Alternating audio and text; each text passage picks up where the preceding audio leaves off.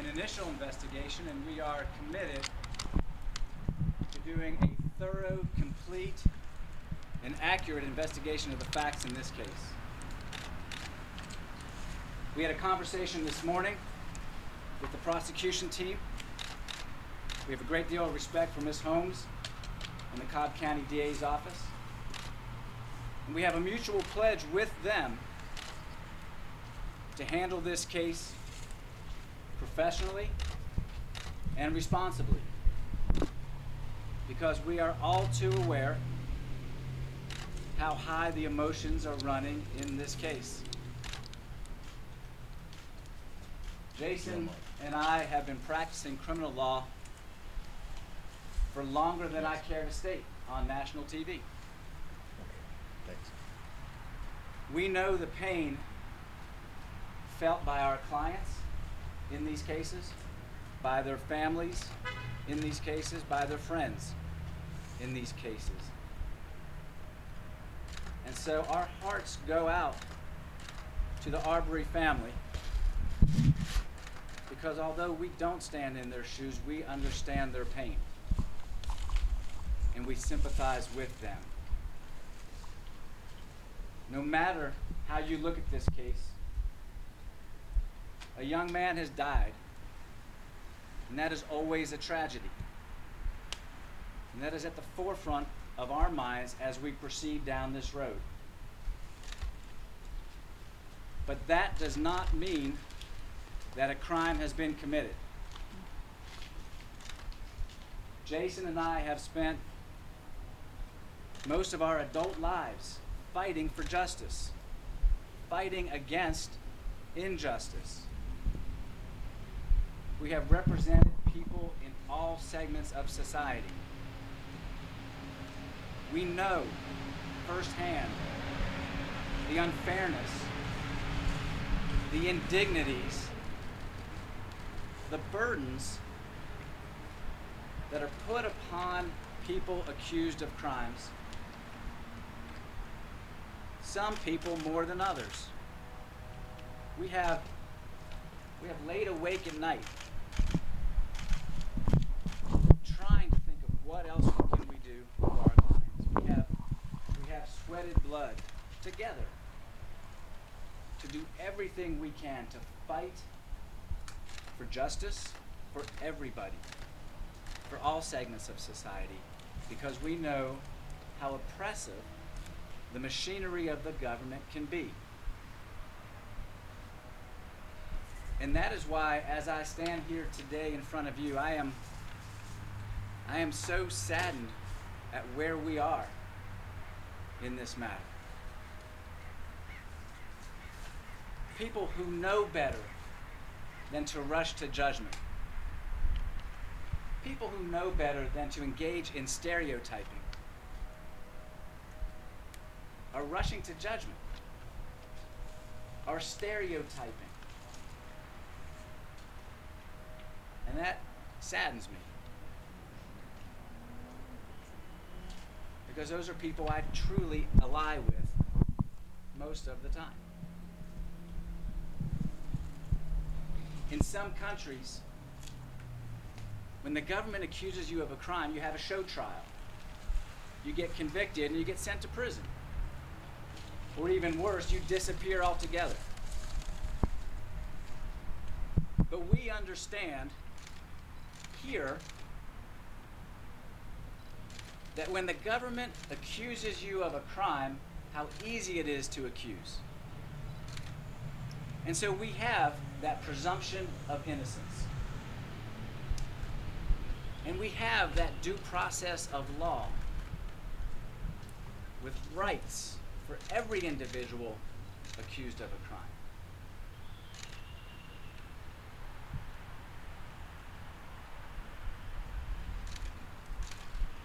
We need to be mindful of those rights that are embedded in the very fabric of our society, that are promises made by our Constitution, a document we hold up to other countries as an example of how government should function. And so I implore all members of the media, reporters, journalists, commentators, and the listeners and readers that follow your lead. Don't rush to judgment. We will be presenting our evidence in a court of law, whether it's in Glenn County or someplace else. The government will have an opportunity to present its evidence in a court of law, and then, and only then you can judge. Thank you.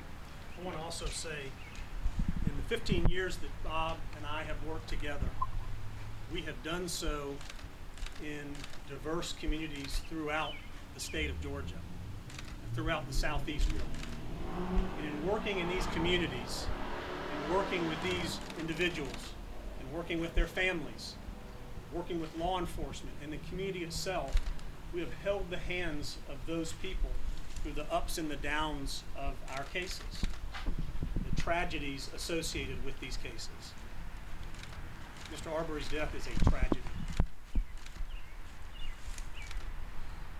As attorneys who are stepping into this case, we feel an immense responsibility to be respectful, to be ethical, to be conscientious, to have a commitment to the truth. And we are going to shoulder the responsibility of that commitment to the truth and to those core values that we as attorneys hold dear to ourselves and our profession.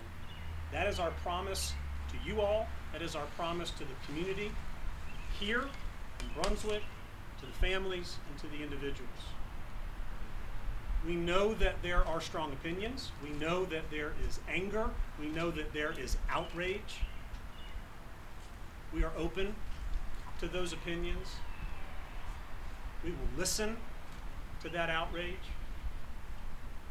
We promise not to inject more volatility into this process as best we can control. Our commitment is to the truth, and we will seek it. As Bob said, our commitment with the District Attorney's Office began this morning. It will continue until the end of this case. Right now, we are starting at the end. We know the ending. We don't know is the beginning. For the last week, we have invested a tremendous amount of energy, effort, and time in reviewing statements, reviewing videos, reports.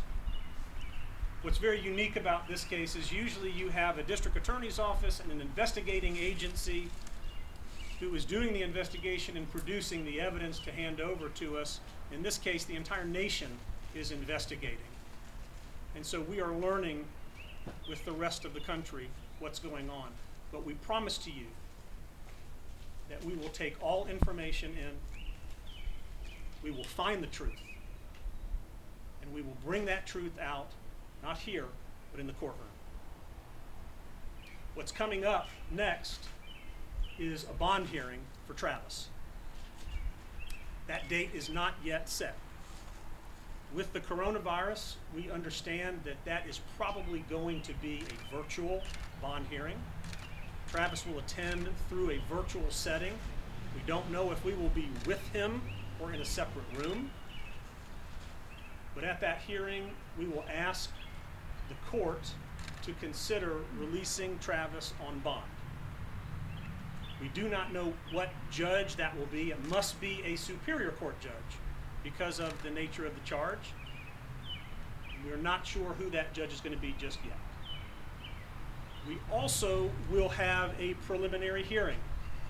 A preliminary hearing will be held in the magistrate court by the magistrate judge. That will most likely occur in Glenn County. That judge will be listening to testimony of the officer or officers in the case to determine whether or not there was probable cause for Travis's arrest. We believe that hearing will also be conducted virtually. Our commitment to you all is to keep you aware of what we're doing, when we can hold press conferences for you so that we can keep you advised.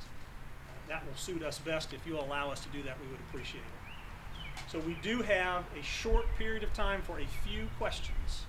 if you would like to ask a question. Yes, ma'am. Sure. Thank you so much for doing this. The question is about this videotape, and to kind of help us understand more of your client's perspective, can you tell us what else do you want the public to know about that videotape? Let me tell you what we want the public to know. We want the public to know that Jason and I and our team are doing everything we can to look into all the facts, including viewing the videotape, including talking to witnesses who may or may not be on the videotape, to understand how many videotapes there are, and to get the best view from those videotapes that we can get. And we're going to do that. Is Mr. Arbery's family has said that he was out for a jog. Does your client dispute that? So right now, what you're saying to us about the thoughts and opinions and attitudes of other people, this is just the very beginning for us as we go down this road. So we're listening. So we're listening to what the family has to say, but we're also listening to the other witnesses in the community, and we will be reviewing all of what we understand is out there. There's a lot of information out there, and as we take it in and we digest it, again, our commitment is to the truth, which will answer that question eventually, and we believe that answer will come forward as we move through the court system. Let me save y'all a few minutes. You're going to be asking for specifics and how people feel and what they've said and what we've seen, and I can save y'all a few minutes. We know a few things. We know our commitment to this case, our commitment to Mr. McMichael. We know the same things that you know from what you've read in other reports in the media. And our commitment to you and to Mr. McMichael is to review everything in this case and not judge anything until we have all the facts as well. Travis has a presumption of innocence. That presumption of innocence follows him from now throughout the course of this trial until and unless a jury decides that he is not innocent. And we expect, whether it's the GBI or whether it's the Department of Justice or whether it's the District Attorney's Office, they all would agree on that statement. And so we certainly ask you to honor that. We honor it and hold it as in the highest regard. And so we'll move forward with that in mind. Yes, Yes, sir. your client Did that- has been called a vigilante primarily because he and his father grabbed guns to go confront a jogger. Why not call police?